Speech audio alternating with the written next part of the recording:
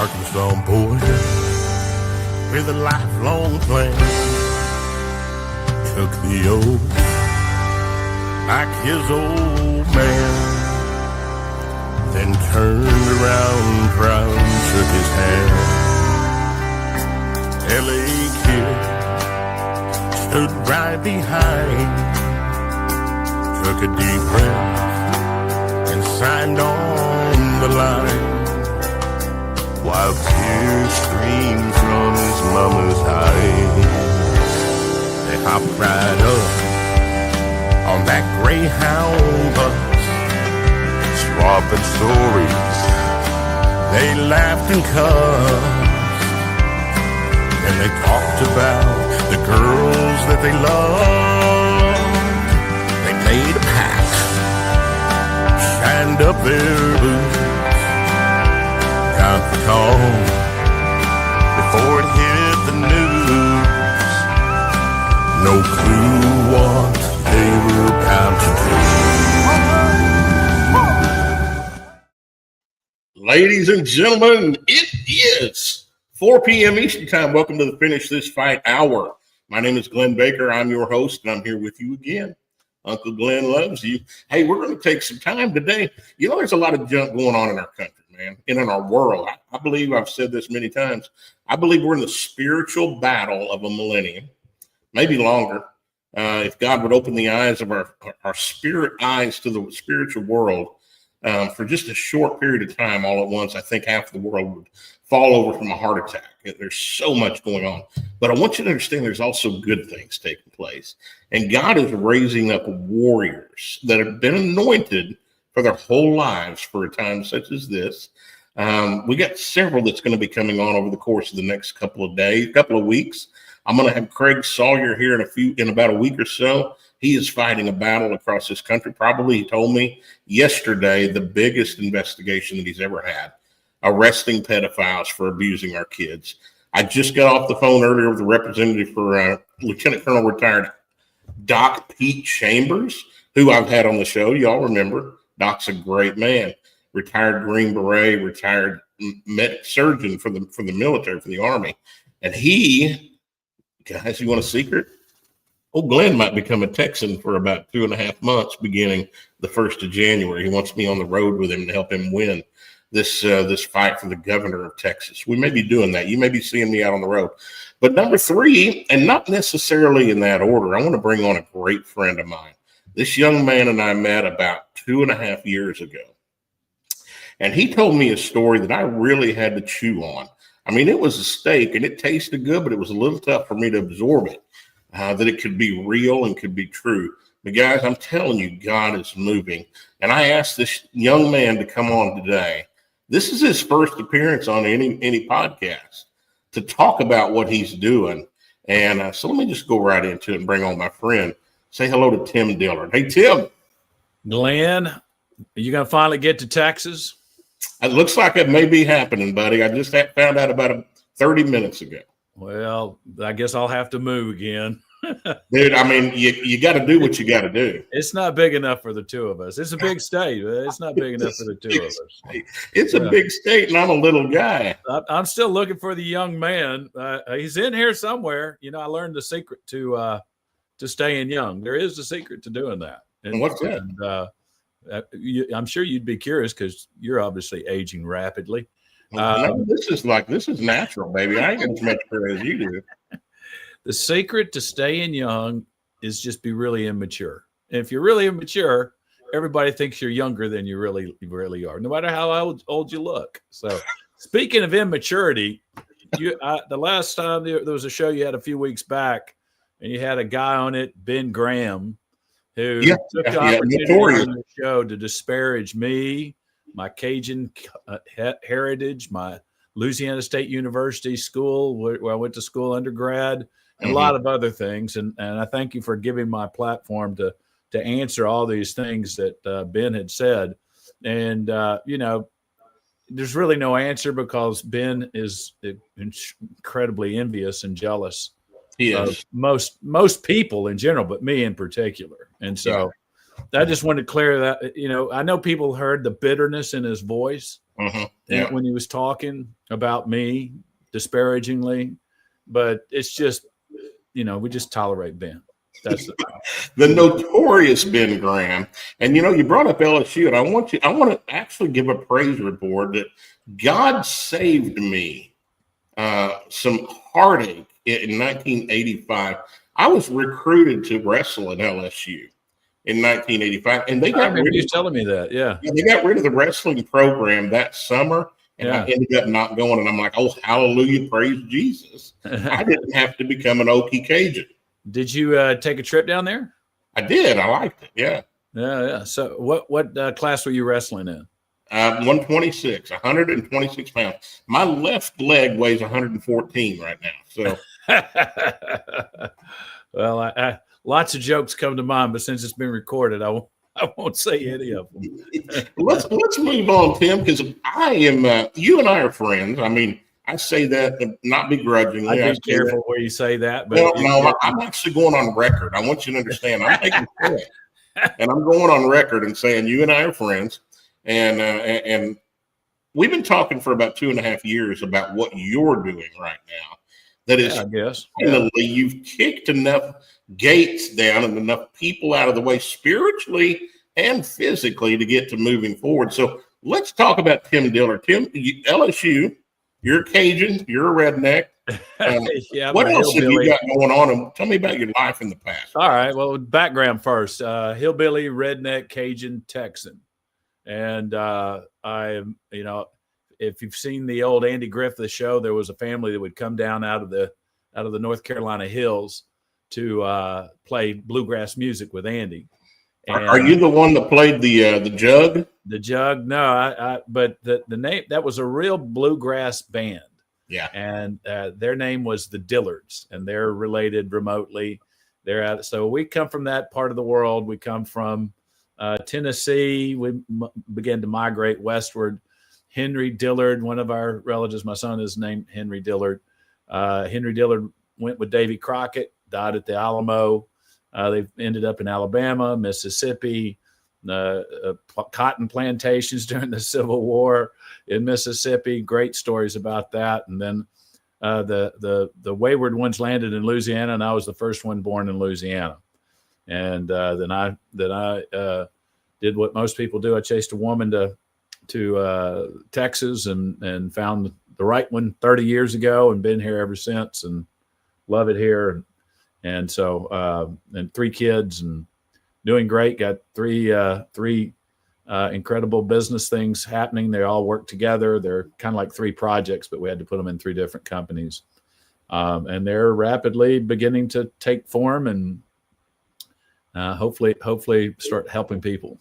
Well, we'll talk about that. And, I did have a chance to visit with your wife a time or 2 on the phone. I believe she's a Spitfire, but I got I got a feeling she was probably created that way for a purpose, because I think it would take a Spitfire to rein you in. The first time we really had a date, we went to the American Advertising Awards. And believe me, back then she was red, kind of a strawberry blonde, looked kind of like Anne Margaret and Raquel Welch at their best. So she got attention really fast wherever she went. And we're walking into the American Advertising Awards, and we're 45 minutes late, which now 30 years later, I find out that's early. And she looks at me as we're walking up the steps, and she goes, "Have you ever won before?" And I went, "Nah, never won before." She says, "Well, you're winning tonight." And I was like, "All right, this is pretty cocky." And we walk in, and it's a big ballroom, 1,500 people or so eating dinner. They were already eating, full band playing, and waiters and waitresses and everything going everywhere. And we walk in really high up, about 7-8 steps in the air, and the ballroom is set down. And literally every single person in there turned and looked at her, and the band stopped playing everything. And I just put my head down and went, and she was this kind of reddish, strawberry blonde, green-eyed Italian chick. And I just put my head down and went, man, I am so screwed. And I knew then, I'm never going to let her go. And she's always going to get her way. In 30 years, I've managed to hold on. In 30 years, I've never gotten my way. That's awesome. You know what? That sounds like a good marriage to me. I don't know. Well, brother, we It skipped a has its lot. moments. It has its moments. Yeah, don't they all? Hey, Yeah. we skipped a lot, but you got a background between LSU and meeting your wife and getting to where you are today. Background in technology marketing. You're the founder, CMO of Freedom Place. Mm-hmm. You're all co-founder for two more initiatives, for Two for America and the American Legacy Park. Which Right. one would you like to talk about first, young Well, I man? think the thing that's most they're all three working together. So we have to take back our country and our world. We have some politicians that are fighting, some good ones that can't get anything done because there's so much evil, and they're fighting money that is unlimited. See, this is why we got along Can't from hear the you very right now. beginning. You went out. This is why we got along from the very beginning. Lost you. You can't hear me? Lost you. Cannot hear you. Sorry. Oh, I don't know. I hear you fine, brother. I So I don't know hear what to you. say. Let me see if it's on my end. Get that technology degree out and fix that. Hello, I didn't touch nothing. I can't hear you. This is Ben Law. Graham's doing. I can tell It you right is. now. Can you hear me? Yeah, I can't hear a word you're saying. Do you do sign language? I do not. No, nothing changed on my end. Well, nothing changed on my end I'll either. tell you Here. what. Let's try this, brother. See if you can hear that. I don't know. Talk about Freedom Place, if you can. Oh, there's that. I'll come out and come back in. How about that? That'll work. While he's doing that, I want to talk to you about Freedom Place. Freedom Place is a revolutionary way of buying and selling that has an opportunity, y'all, to change the way things are bought and sold in the United States. And he's backed. And it's been going on for a good long time. So let's add him here. Can you hear me now? Yeah, that's Ben Graham's doing. Everybody thinks he's this great guy, pastor, and Graham Family Films, and working in DC and all that. No, he's the one that could cut out the sound like that.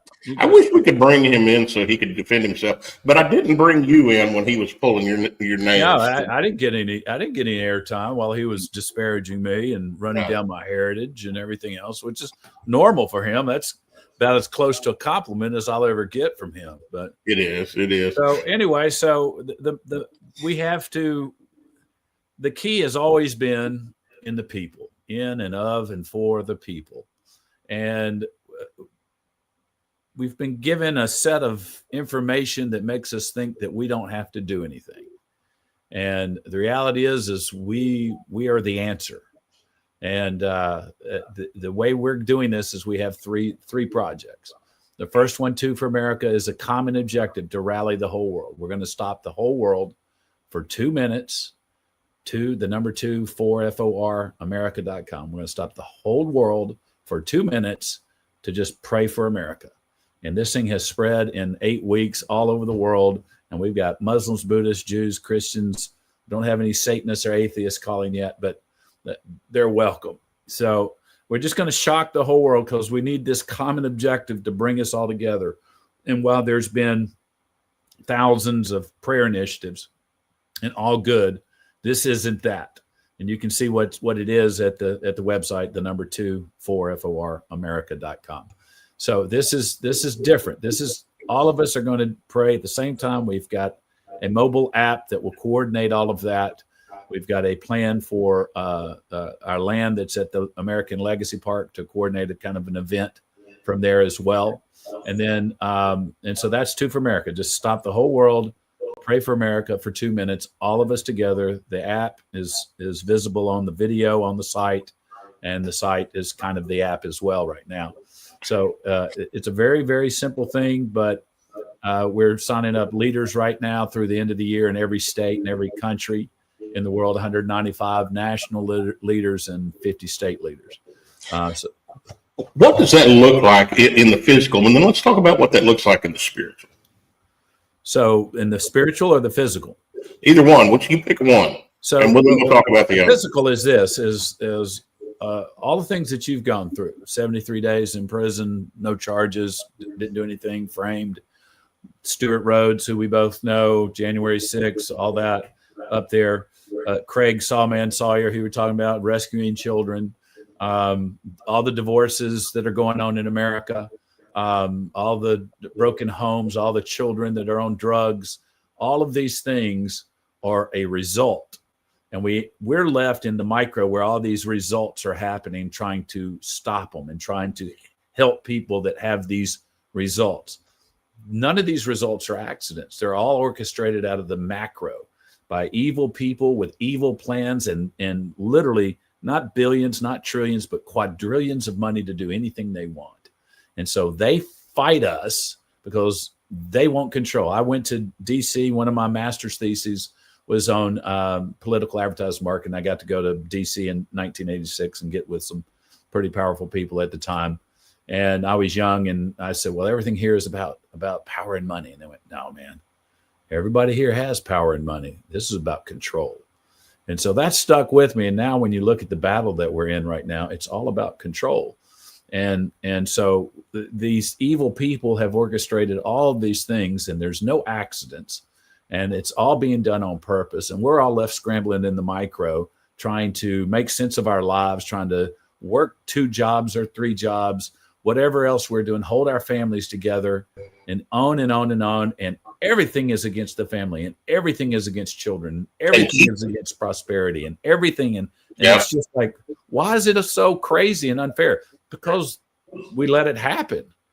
So the way we're going to do this, we're going to stop the whole freaking world. And we're going to say this 2 minutes. And it's not the same 9 p.m. Eastern time.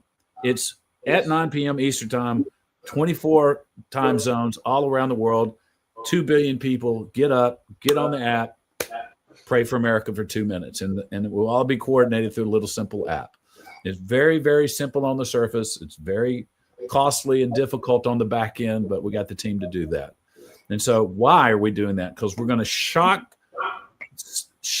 the whole world and let this reverberate into that macro and stop those people up there and let them look at us unified. And so that's what 2 for America is about. And we just hit on that, and you hit on some things you and I have really never talked about.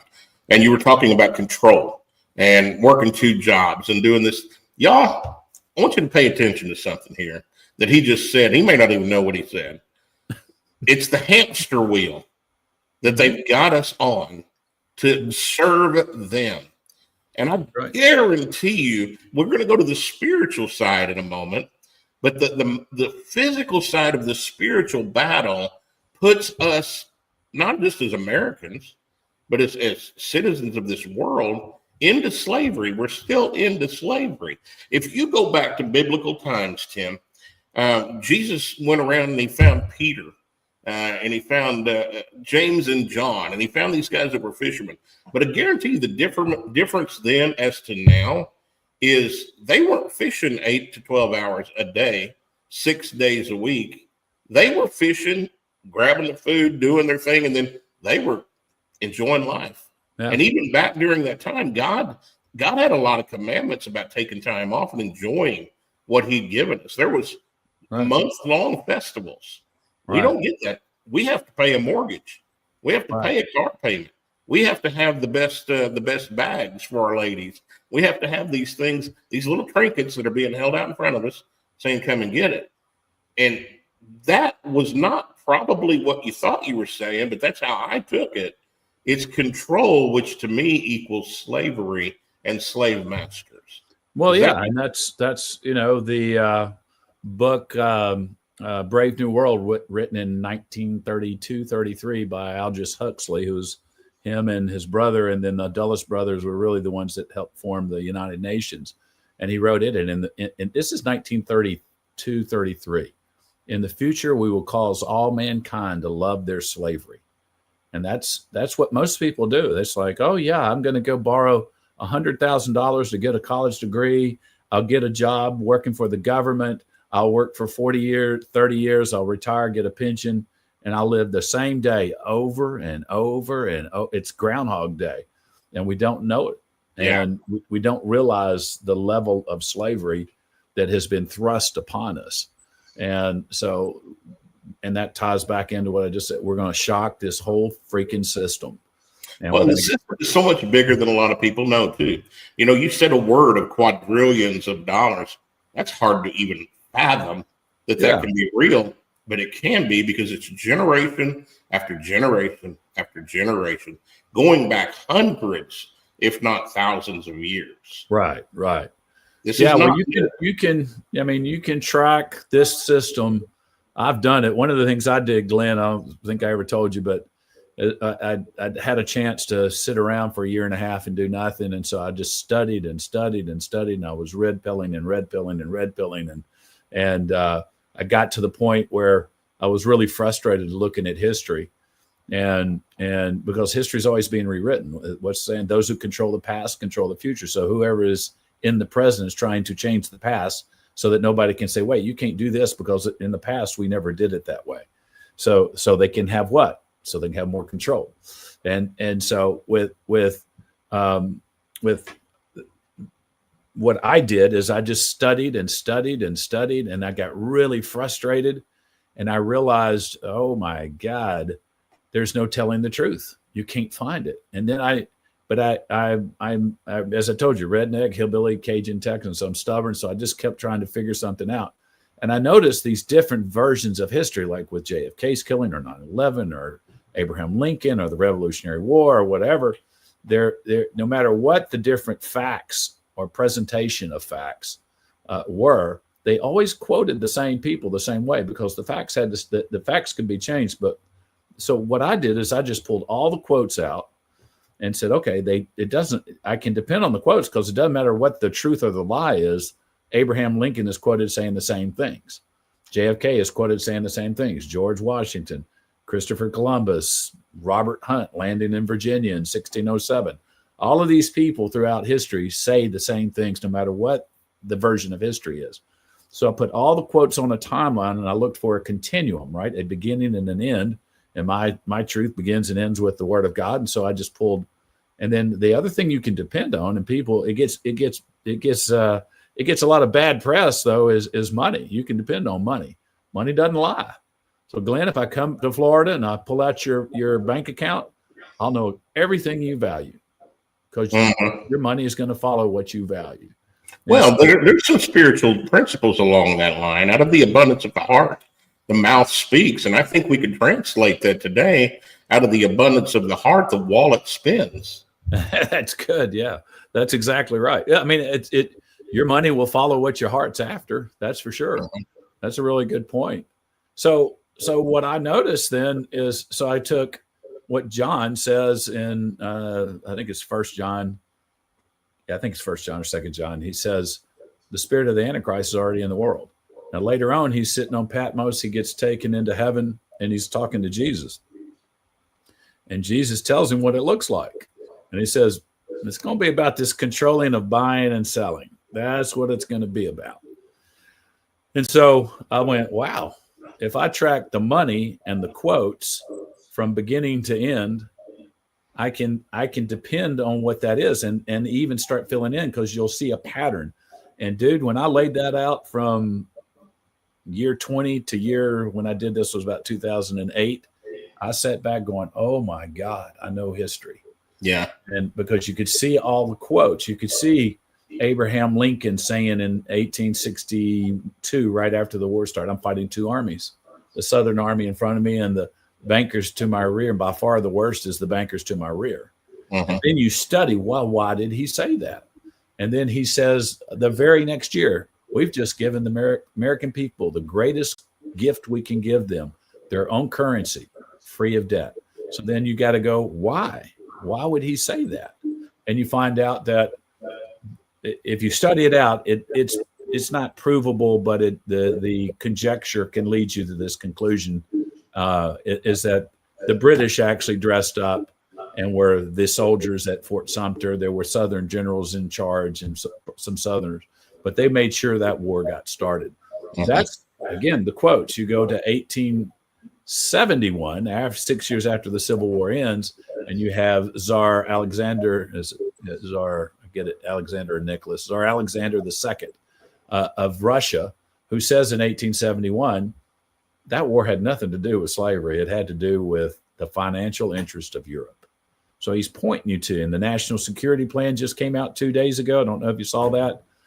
And it's saying our problem is Europe. Well, our problem has always been Europe if you study history. Right. And so Lincoln has this what happens is the war is started. And this tells you how the Tsar knew what he was talking about. It tells you what Lincoln was talking about. Immediately, the banks in the North pull the loans from all the manufacturers in the North who go to Lincoln and go, we have no money, no way to make the bullets, no way to make the guns, no way to make the swords or the whatever, feed the horses. And Lincoln's goes, oh my God, they own all the banks and we didn't even know it. Right. And that's a deep rabbit hole, brother. Yeah, well, it's actually really easy to find too. And so they're like, oh my God, a guy named Colonel Dick Taylor, you can look him up. He's called the father of the greenback. So he comes in from Illinois, his friend of Lincoln's, doesn't say, you can't find whether he was called or just accidentally got there. And he tells Lincoln, what's your problem, man? And he goes, well, look, we have no money. They own our banks, meaning the British own our banks. And we didn't have a clue. He says, you print the money and you give it to them. Just give it to them. He says, what do you mean? It's just loan it interest free. You take out the interest, the banks aren't necessary anymore. And Lincoln's like, it can't be that simple. They print up $385, green ink on the back. That's where the term greenbacks come from. Give it to them. The economy booms. And he says what I said earlier. Just a year later, we've just given the American people their own currency, the greatest gift they could ever have, their own currency free of debt. And then you talked about the 1938 things going on, and we even can go back to 1913 when the World Banks came into play, and the IRS and the Federal Reserve. So Lincoln then renews that policy in March of 1865. He had to make a deal with the Democrats to get elected, so he gets Andrew Johnson elected, renews the same financial policy. And then he's dead. Do you know, I think I may have mentioned this to you. You know the two reasons why we collect our taxes on April 15th? No, I don't know that. I don't remember talking about that. So, okay. Well, so Lincoln renews the policy.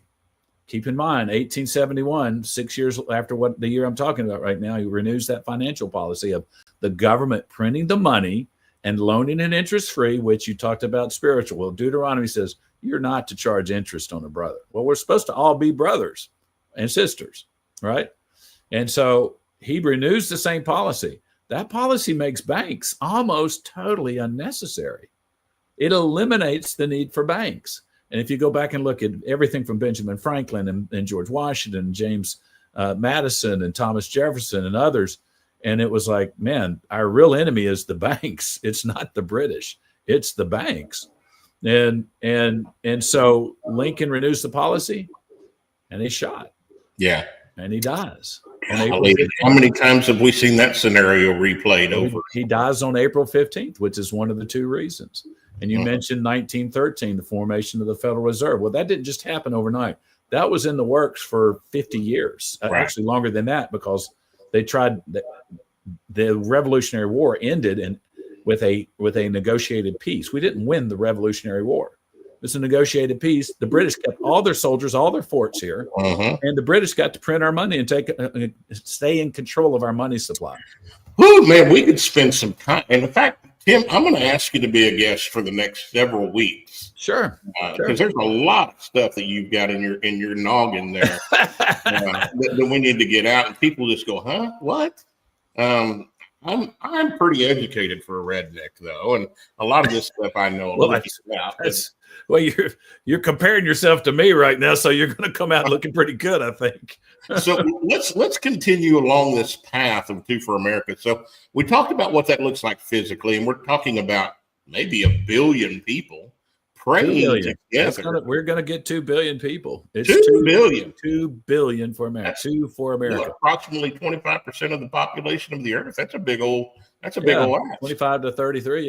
Yeah. So how hard is that? You just got to get people saying, all right, sign up to pray, get ready to pray. And you just get it going. And so it isn't easy, but it started. And our guys ended up meeting with some of the top people in the Trump administration at one point here in the last couple of weeks. We got a number of different crazy, wild things beginning to happen. Yeah. And like I say, I've told you all the stories on that. China, Turkey, all over Africa, people are beginning to hear about it because it just makes sense and it's the right thing to do. And all we have to do is decide we're tired of all the evil. And we're all going to say, listen, we're not fighting for this 2 minutes. We're not going to let be divided for this 2 minutes. And it's the eve of America's 250th birthday. Uh-huh. So on that evening, we're all going to just pray for America for 2 minutes. Anybody and everybody can do that. Well, and that's when we get into the spiritual here. And I know you long enough to know that you're a spiritual-minded man, and you've had to have thought about this. What does that look like in the spiritual world on July the 3rd, 2026? If we can see what takes place. You can see, if you go look at the video that's on the front of the website, when it gets to the Two for America part, you see how the lights of the world begin to light up. And then as the prayers begin to be finished, then they start turning red and blinking. And the word America kind of floats off like smoke off of each one up into the air. And you're looking down at a map of the world. So you're literally sitting in the seat that God occupies, theoretically. Is that 2foramerica.com? Is that where that is? Yeah. The number 2 and then 4foramerica.com. So, there's a 6-minute video on the 3 projects there that everybody can watch. Let me stream that for people to be able to see that. I can send you the link for the video off of YouTube. Would probably be better, I think. And you tell me. Well, it's not clickable on a podcast. Gotcha. Well, but if they go there, they can see it. 2foramerica.com. Right. All right. It's there. So it'll show them. And so, spiritually speaking, there's a whole long story behind that. I don't know if you're interested in how that ended up happening, but it's the spiritual side of it. Well, I do know there's been a lot of battles take place. You and I have talked about battles a lot. Just a couple. And we've experienced battles, not only separate, but a little bit together. Mm-hmm. But, brother, here's the thing, man. You got to know. You got a little bit of wisdom in your hair. I see it. You've had to know that this was a battle that wasn't just going to be the enemy ain't going to just lay down. No, we've had a couple of battles. Yeah, a couple of dollars go in and out of the wrong hands and things like that. Yeah, because this started 41 years ago. So, and that's the spiritual side of it. It started 41 years ago, and it has been quite the battle at times. And and 12 weeks ago, I went into my wife. I said, "Look." And we weren't even thinking about 2 for America or the American Legacy Park. We've been in and out of doing stuff like that for years, and lots of stories with that. And I was like, look, I'm at the point now. Next year, daughter gets out of law school. We're done. We'll sell out, liquidate everything, and walk out into the woods and stay there. And she's like, fine, let's go. Just as long as there's a shopping mall and a Carrabba's. And a Hobby Lobby.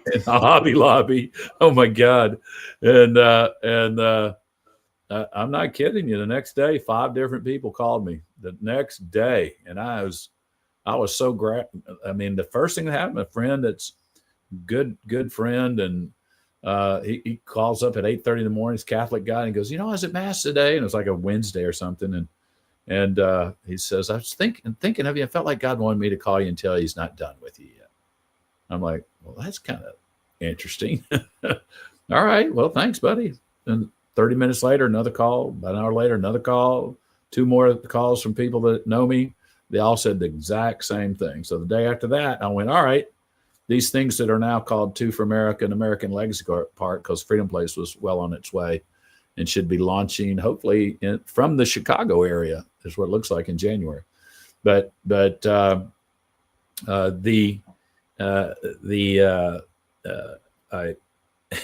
forgot what I was going to say about that. So anyway, so what was I saying there? You were talking about, God ain't done with you. Oh yeah. So that's right. So the next day I just said, all right, Lord. And it wasn't all right, Lord, because as I told you, Hillbilly Redneck Cajun Texas, it was cuss laden tirade at God. and he didn't get really shocked by anything that came out of my mouth. Well, yeah, I mean, he did create you, you know. Yeah. No, and he's had to deal with Peter and other people in the past. So it took Paul, who was killing the Christians, and turned him into a pretty good guy. Yeah. So he's still working on me. But and then the day after that, funny you mentioned, Ben Graham calls and we're talking, and he's coming out of the White House saying the two things that president wants to do, and it fits these two things. And I'm like, well, we're going to do this anyway, but God dog it, I created a video, sent it to him. He's like, man, this is great. And from there, we just took off. Both blowing up, baby, blowing up. We had so that's two for America, and it's pretty simple to understand. We got to get everybody to say, I'm going to do this and pass it on. Folks, I want you to imagine. I want you just to imagine. Stop listening to Tim. Stop listening to Glenn. I want you to go into your mind and into your spirit and imagine. The word says where two or three are gathered together, I'm there among them.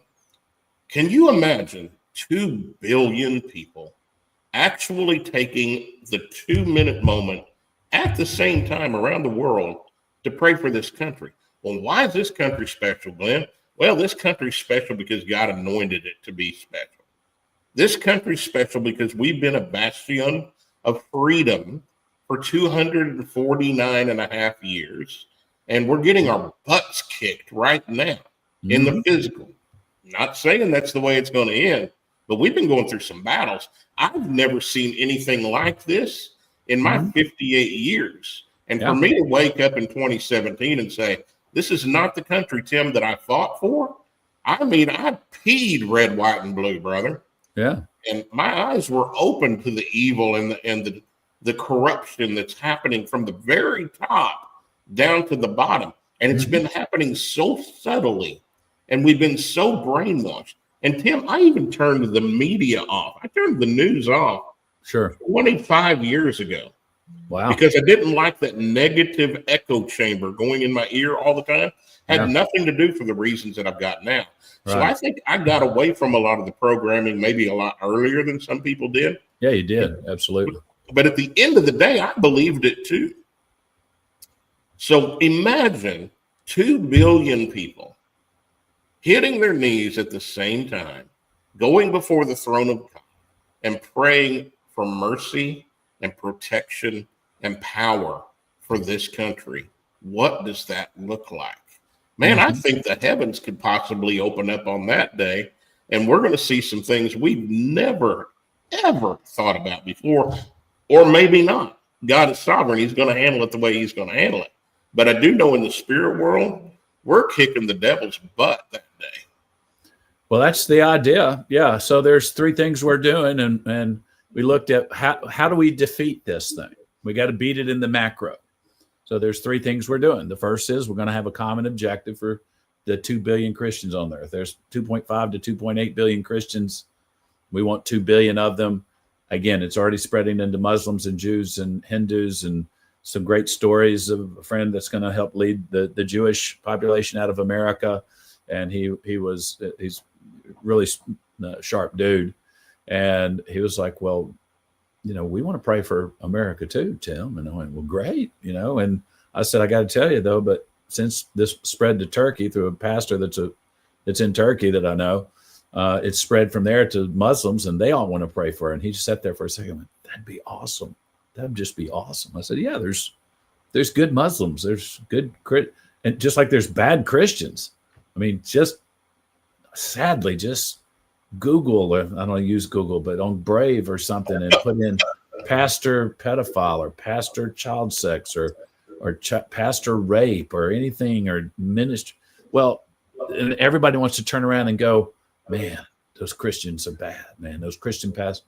No, if you read Fritz Springmeier, who's done exhaustive research on Satanism, and he says the number one thing that Satan is trained to go into, the number one occupation, is Christian ministry. So they're there, and the highest form of worship is the rape of children. Yeah, that's their highest form that's their worship. And there's somewhere between 2 and 5 million Satanists running around America. I mean, dedicated Satanists. And that's our real enemy. That's the enemy. and they're very dedicated to their craft. Yeah. Oh yeah. Well, Tim, we got a lot to talk about, and like I said, we're going to bring you back on probably 5, 6, 7 more times over the course of the next couple of months. It looks like, to get this stuff out, but we can. We got a couple more legs to talk about. Let me do this real quick because I just got to. The reason that God put me into this position and brought me into the podcast world, even brought me into the music world, was not for music. It wasn't for country music. It wasn't for getting on a stage at a honky tonk and dancing. Although I like to do that, it wasn't for that. It was for helping others. And God called me about 1.5 years ago to go into the veteran world and begin to help them. We had a chance to do that. And I want to show you all, if you haven't seen this little trailer, we've got a 19-minute documentary coming out on my YouTube channel.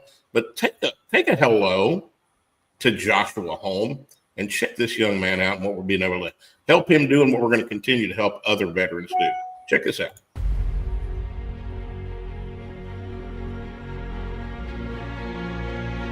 So I had a 60 millimeter mortar that landed 3 feet in front of me, and so it didn't cook off. And so it technically they would consider it to be a dud, but it wasn't a dud. It had a broken propeller on it. I got pictures of it. I carry with me and stuff. It's about the size of a 1.5 liter bottle, but it has kill radius about 25 meters, 20 to 25 meters. So basically, if that round would have went off, then confirmed dead would have been 20 to 25 meters.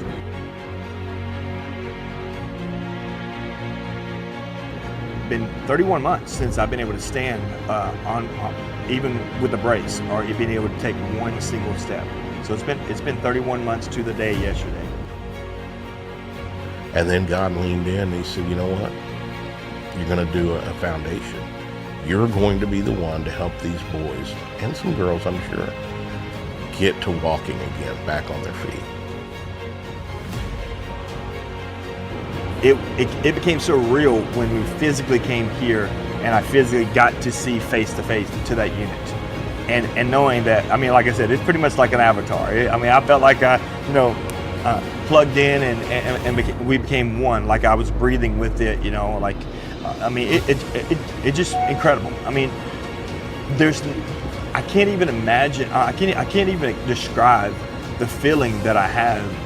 But like, it was like deep down inside of me, it's like, you know what, I felt like I can fight again. I really am able to stand again, and I'm like, I can do this.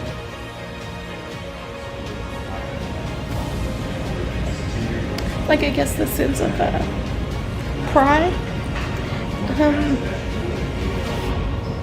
like to stand tall, no matter what height you are. Not a jab at Glenn, but just to stand. Just to stand, I think, is huge. You take it for granted.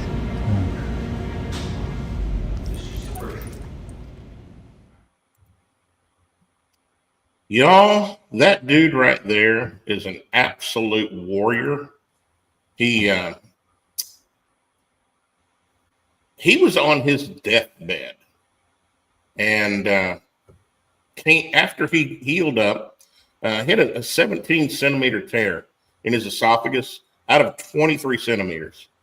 2 days after I asked him to come to Georgia and be in the music video, and he was in the hospital dying, and he healed up, got out of the hospital 3 days later, drove to Georgia, him and his wife, to be part of the music video.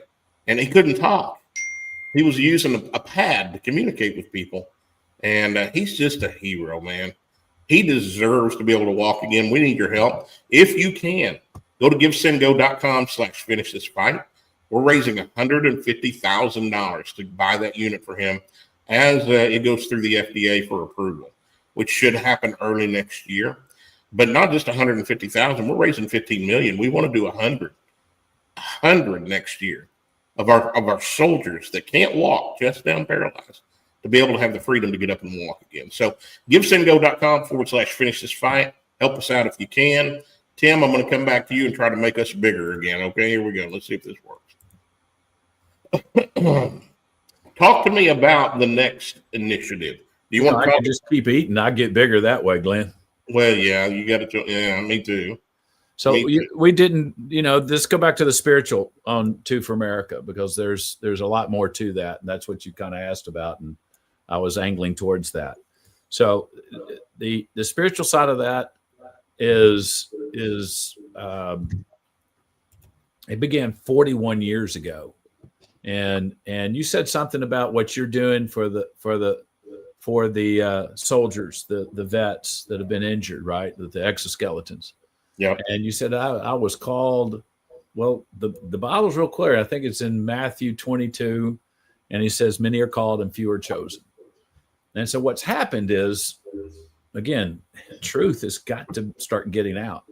What's happened is over time, we've decided that people are called to go be a pastor, or called to go help the vets, or called to start Two for America, or called to be a lawyer. Well, that just wouldn't make sense. If the father is the father, that just doesn't make sense. If you had 5 kids and you went in there and said, "Okay, I've decided you're called to be a pastor, you're called to be an engineer, you're called to be a bum, you're called to be," and that doesn't make sense, because how are you chosen then? So everybody is called to be a Christian. That's a Christian. Uh-huh. That's what we're all. That's why many are called. He's calling everybody to become a Christian. The few are chosen. Anybody could have chosen to help vets with exoskeletons, Glenn. Right. How many people were doing that when you decided to do that? Originally, there was one, and the reason I wrote the song was to shine a light on that organization. And when it got down to it, and I wrote the song, getting ready to shoot the video, I found out they weren't helping veterans anymore. And I'm like, well, crap, man, what am I going to do? And I think God just giggled. And it's you saw the need. It's like you see a homeless person on the road, and you go, "Well, he's probably going to use the money for drugs," or "I don't really care if he's going to use it for drugs. I'm choosing to give him the buck, or the $5 or the whatever." Yeah, that responsibility no longer is yours. It belongs to God and Him. But the harvest is plenty and the workers are few. That's what he says. Well, why? Because many are called and few are chosen. Well, did he just choose a few workers? That doesn't make sense. Right. It also says a little bit later in Acts, it says God is no respecter of persons. So if he's choosing one to be the president and one to be the engineer and one to be the bum, then how is he not a respecter of persons in that case? Well, he's no respecter of persons. He said, there's tons of talents. A lot of that comes in just thousands of years of genetics too. And whatever else he's putting in us that we don't understand at the moment of conception. But you chose to help those soldiers. I chose to do this. And Glenn, I know you, it's been really easy for you, right? Yeah, it's been easy. Sure. You're the original Silver Spoon wrestling kid. The Silver Spoon grappler. That's probably if you went into professional wrestling, that'd be a great name. Well, if I went into professional wrestling, it'd have to be midget wrestling, but my name would be Gargantuan Glenn, though, for a midget. Have you ever been to midget wrestling? I have not. No, I've not. I went. A friend called up on Christmas morning 2 Christmases ago, excited that he got tickets to go to the midget wrestling in Houston. And he was so excited. I went, okay, I'll go. It was the wildest night. We were ringside. They would get off. They would come sit by me and talk. And we had so freaking much fun. I can't even tell you. It was. Well, I learned from my daddy that I really don't qualify as a midget. I'm 4.5 inches too tall to be considered a midget. My IQ is about 7 points too high to be a full-blown idiot. So,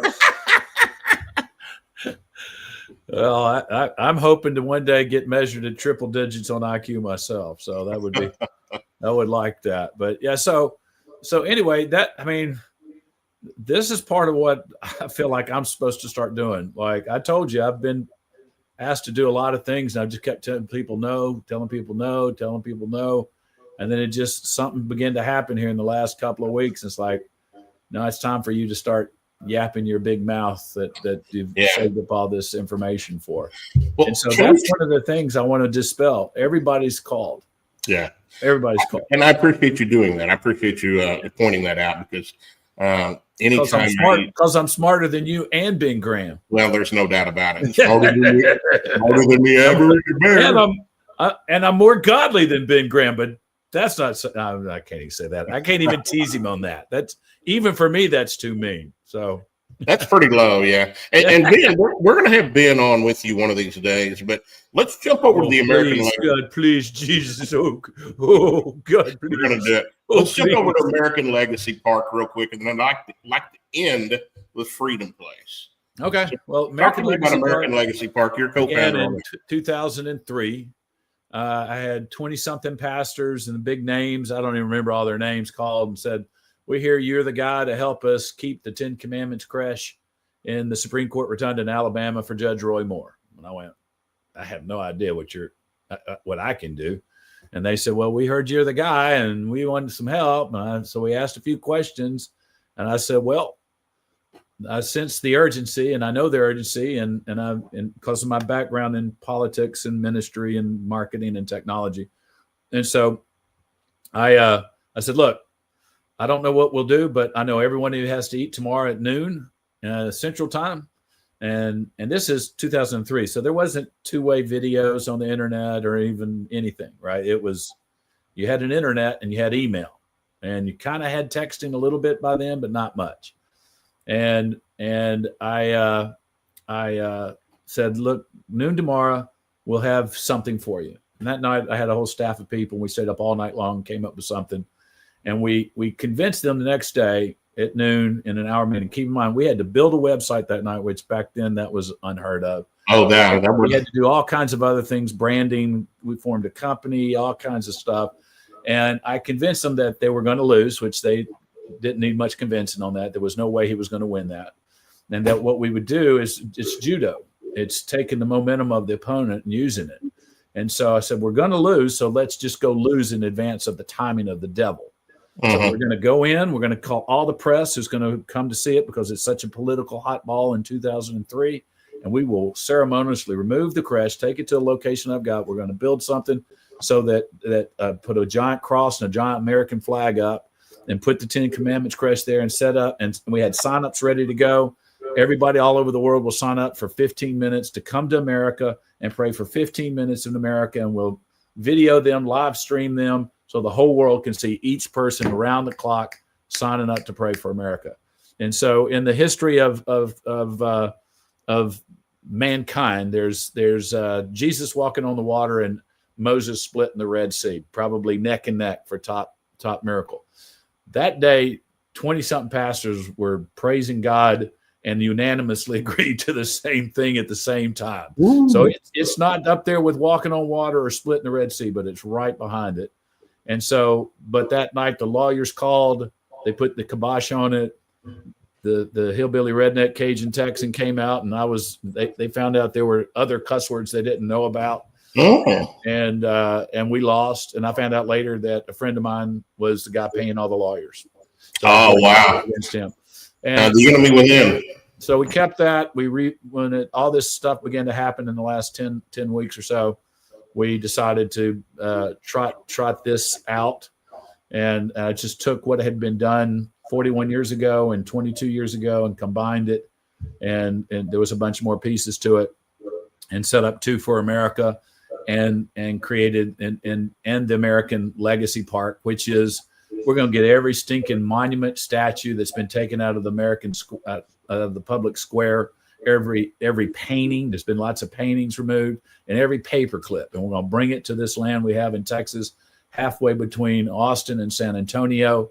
It is building on what started at Mount Rushmore, but you cannot tell me that having 4 55-foot tall heads carved out of a mountain in 1941 is the best we can do to celebrate American greatness. There is no way that is the best thing we can do. So what we're going to do is we're going to bring all these statues and monuments. We're going to declare them national monuments. It gives us advantages on what we're doing in development there. And then we're going to start building new statues from Christopher Columbus all the way to Charlie Kirk. 77-foot tall statues. We'll start phasing it in with 77-foot tall balloons, and people will be able to come see that. And it's a beautiful piece of property right on the San Marcos River. And here's what's more important. The Mount Rushmore is in South Dakota. Right. It's about 2 to 2.5 million visitors a year, and most of those are driving in from Minnesota, and which is the only population that's anywhere near there. So it's there. It's built in 1941, and nobody ever gets to go see it. Well, ours is right halfway in between San Antonio and Austin. It's 35 minutes to the San Antonio airport, 35 minutes to the Austin airport. There's almost 30 million people within 250 miles. And we're right behind an attraction that pulls in 15 to 18 million visitors a year. We're a mile and a half from that attraction. So we believe that we're going to change everything about America by a common objective. And then the American Legacy Park and then Freedom Place is a technology that changes the way money flows through the economy. And you know what? I want to find one of those statues. When I filmed the music video for No New Normal, there's a scene there where they're kicking a statue off of a bridge into a river. And I want to find that sucker. We can resurrect that thing and bring that to Well, I mean, there was a Bible monument that was in the Houston Public Square forever. They took that down, and there's tons of things. There's statues of Columbus, Thomas Jefferson, George Washington have been taken down, and the Civil War statues. That's a part of our history. The reason they're framing everything as racist is because, but keeping in mind that if you knew what true history was, you know that the Civil War was about money. Yeah, they use slavery as the headline, so because it has more emotion attached to it. What they're trying to do is take control of money, and they've been doing that ever since. And somewhere in the future, there's going to be this control of buying and selling with a mark on the forehead and on the hand. And without it, you're not going to be able to buy or sell anything. What that doesn't tell you is that we always read that, and we've been taught if you're in any kind of end time prophetic readings or teachings, that's it. It's totality. There's nothing outside of that. I believe there's a chance that that's not true. I believe that that's there, but why isn't there something else that we can opt into? It is not.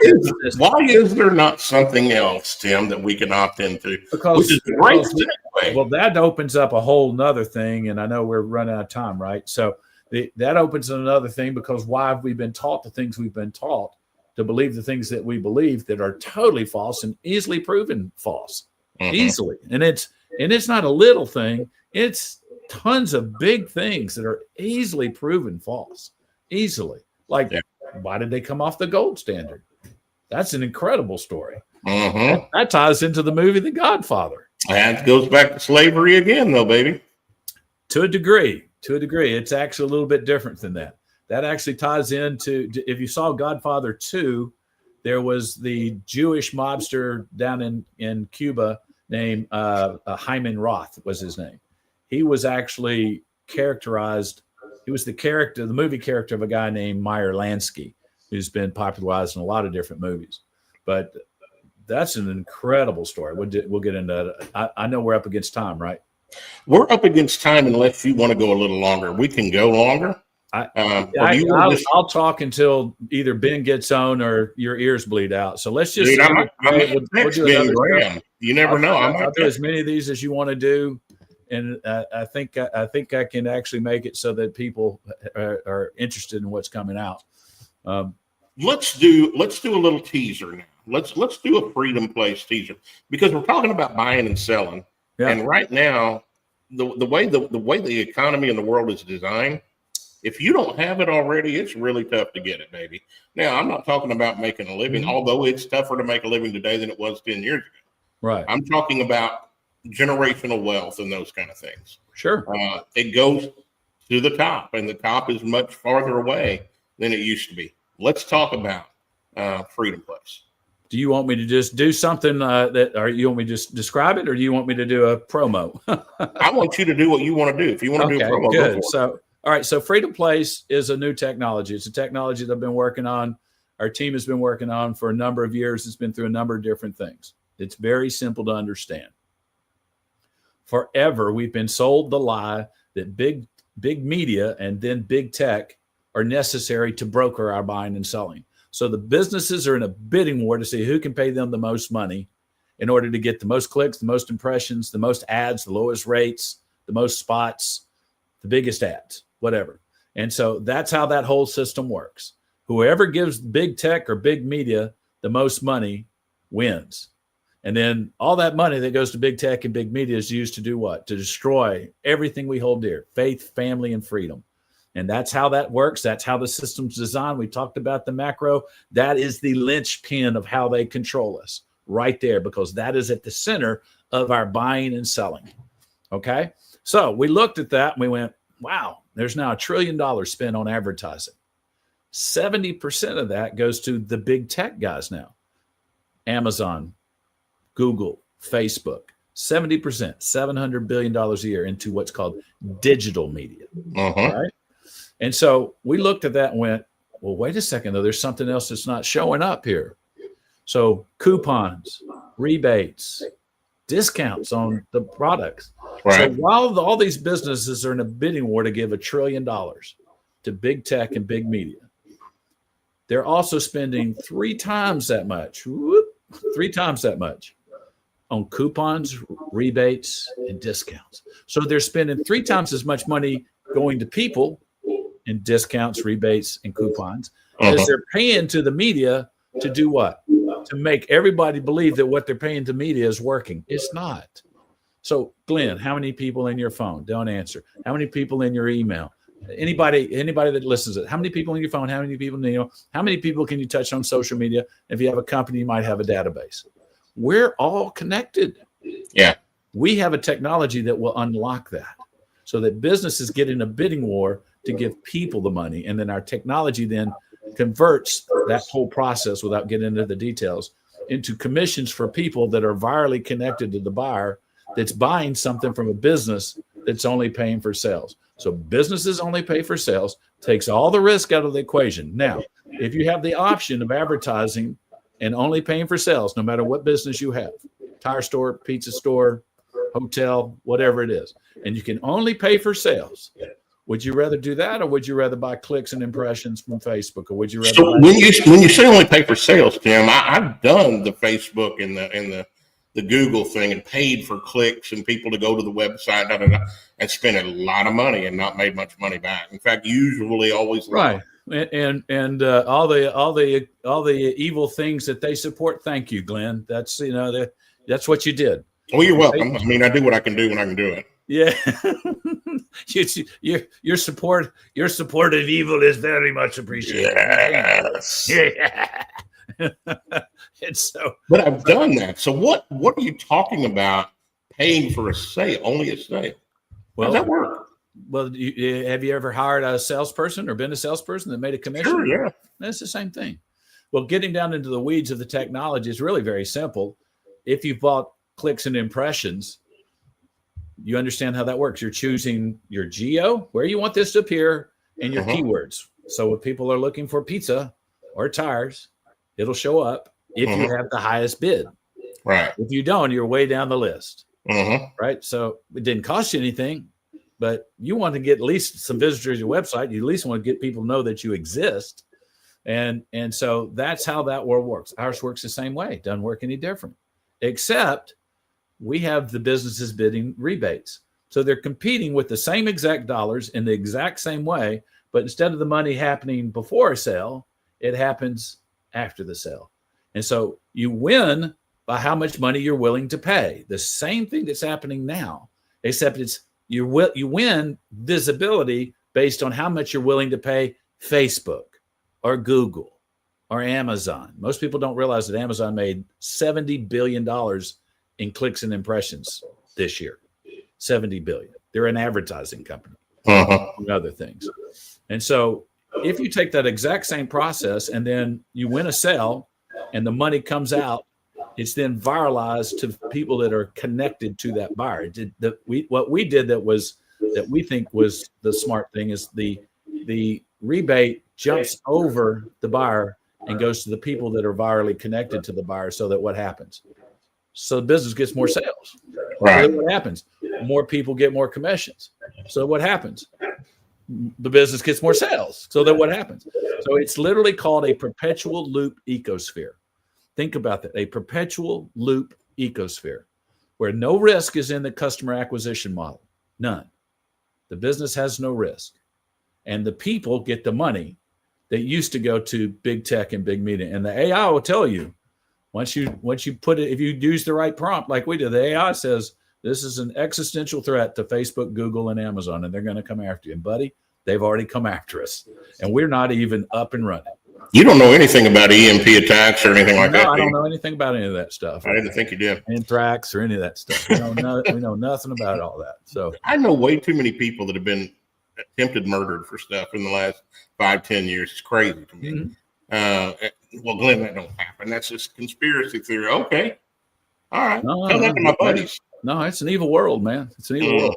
So I've made my choice, and I'll say it out loud. If right now, thanks to the Supreme Court allowing the redistricting in Texas, the leftists, which includes many of the Republicans in Congress and Senate, they will not get 60% of the House, it looks like, as of today. Now, there's a lot of good people working. I'm actually probably going to go to D.C. and talk to some of those people that are working on the voting situation. The reason we're in Venezuela is because it's the cutout of China and Britain to control elections in 72 countries over the last 20-something years. That's why we're going into Venezuela. I just listened to Patrick Byrne, and he said our first planes are now overflying Venezuela today. And that's because they're at the center of what's going on in the vote stealing around the world. Yeah, I've got people that I know that are ground floor. I've seen it from the ground floor there in Venezuela, and it's absolutely true.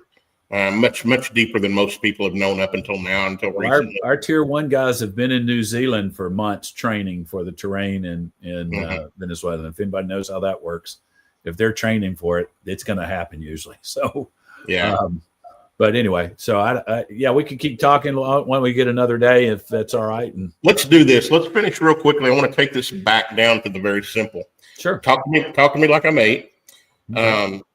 This system that you've developed, that you've invented, that you're getting ready to launch here very soon, has the ability to take what's been paid to the elites and pay the populace. Is that correct? Yeah, it just shifts the way money flows through the global economy. So instead of Bezos becoming a multi-billionaire, we now have an opportunity to take those billions and billions of dollars, redirect it's trillions. No, it's trillions of dollars, Glenn. Redirect that wealth. Pardon me? And redirect that wealth. So, no, it's not unusual for people that are pastoral types and that sort of thing to look at it and go, once they understand it, because everybody wants to make it more complicated than it is. It's like if you were sitting around and I told you in 1910, hey, you see your wagon? It's getting ready to move without the horse. You're going to go, that ain't no way that's going to happen. And I'm going, yeah. And then a car drives by and you're going to go, what was that? I said, that's a car. And you go, it's a horseless carriage. You didn't even know what to call it because you call it what it's not, right? And so we're at that point with what we've done. And how hard is a car to drive? Put in the key, step on the gas, and go. I mean, it's really pretty simple. Now, it's complex machinery and that sort of thing. You want to figure that out. You want to figure out there's complexities in most technologies. But this is really simple. The money goes to people. We don't need them anymore. We're all connected. We needed something to unlock the connectivity. And that's what this does. It unlocks the connectivity. So the money, and it's trillions of dollars. It's not just the trillion in advertising. It's not just the 3 trillion in coupons, rebates, and discounts. It's the 1.5 trillion in gift cards. It's the 1.2 trillion in subscriptions, and it's trillions of dollars that and it's going to be just like 2020. I'm sorry, the year 2000. TV, radio, newspaper, outdoor had 100% of all the advertising dollars in the year 2000. They had 100% of it. Now they're down to 30%. But if you go in further and look at their 30%, $300 billion a year, over half of that is them selling clicks and impressions. So really, that old world of advertising, which is based on estimated audience size. I have this many people watching the Super Bowl. I have this many people watching, Golden Girls. I wanted to think of something I really despise in every single way. That's what came to mind. And so based on that, you're going to pay us this much money. That's how that world worked. Now you're just paying for, if somebody sees that ad on the page and you can't prove that they saw it, or if you want to pay a little bit more, when they click and come to your website, you know that your ad dollar was working correctly. Well, it's not really working correctly because they didn't want clicks and impressions. They wanted sales. Exactly. Yeah. So Go ahead. Tim, I want to take this thing and bring you back. And I want to bring you back where we can go into detail with this. Folks, I'm going to just tell you right now, go to twoforamerica.com and jump on this prayer app. We're going to be praying together next year, but get ready. Get yourself ready. If you don't know Jesus, get to know Jesus. He is the author of peace. He's the one that's going to be the strength of what takes place, not just in this country, but in this world. Get to know him. But jump on the Two for America prayer app. Remember the term Freedom Place. That's going to be launching here in about a month. We're going to be talking about it a lot, guys. I want some of the money that Bezos has got because it's just right, man. What you're doing, Tim, is the right thing to do. We hope so. We know it's the right thing. We got a lot of resistance and a lot of things to. Well, and I think maybe you just met the tip of the resistance. But again, you've got prayer going around you too, brother. You got some protection and grace going to be taking place. Oh yeah, no, we have a whole team of intercessory prayer warriors working, and yeah, no, it's Ephesians 6:12. Fight not against flesh and blood, but against powers, principalities, and rulers in dark places. So yeah, that's what we're really fighting. Unfortunately, those things work through human beings. That's true. And I've become very familiar with a lot of those. We've had some doozies. I know some of those rulers by name at this point with what I've been doing myself. So I get it. Tim Dillard, appreciate you coming on today. Anything you'd like to leave the folks with before we go? There's three things we got to do. If we're going to save our country, save our families, save the world, there's three things we've got to do. We've got to have a common objective. We've got that, Two for America. The second thing we've got to do is we've got to take the money out of that system and move it into a new system. We've created the system. You get in it, you join for free, and you pass it on. That's all you do. You got nothing else. It will begin to shift all the money out of that system. Not all of it, but it'll level off at some level. So that's the second thing. Move the money. But we got to move the money out of the system to people. That's what this does. The third thing we got to do is we got to reclaim our American culture by reclaiming our history. And then we have to reconstitute that history. And that's what we're going to do. We're going to get all these monuments and statues taken out of the public square and put them together in one place in Texas. And then we're going to build all new. We got over 112 different statues being designed and planned for this land so that you can walk through entire American history with virtual reality buildings and things like that coming. This is a 3-year project. It's a high dollar project with condos and hotel and all kinds of other things. But the goal there is to create something much more contemporary and build on what we started at Mount Rushmore and then just dwarf it. And so that when you come there, you can never, ever, ever mistaken what this country was about, what it is about, so that those who control the past control the future, so that we will control the future, reconstituting the future of America. That's it. Ladies and gentlemen, we can't do it if we don't come together. I've been saying this for a long, long time.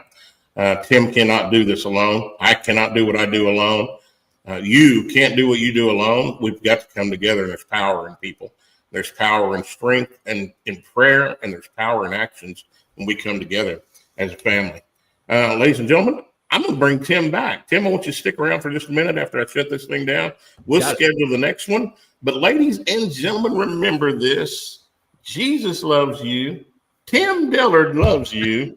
And Uncle Glenn loves you. And I'm going to see you tomorrow, 4 p.m.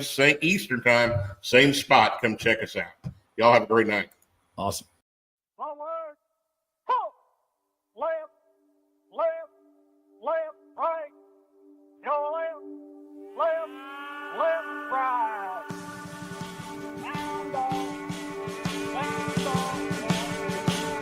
Arkansas boy with a lifelong plan took the oath like his old man. Then turned around, proud, shook his hand. L.A. kid stood right behind, took a deep breath and signed on the line, while tears streamed from his mama's eyes.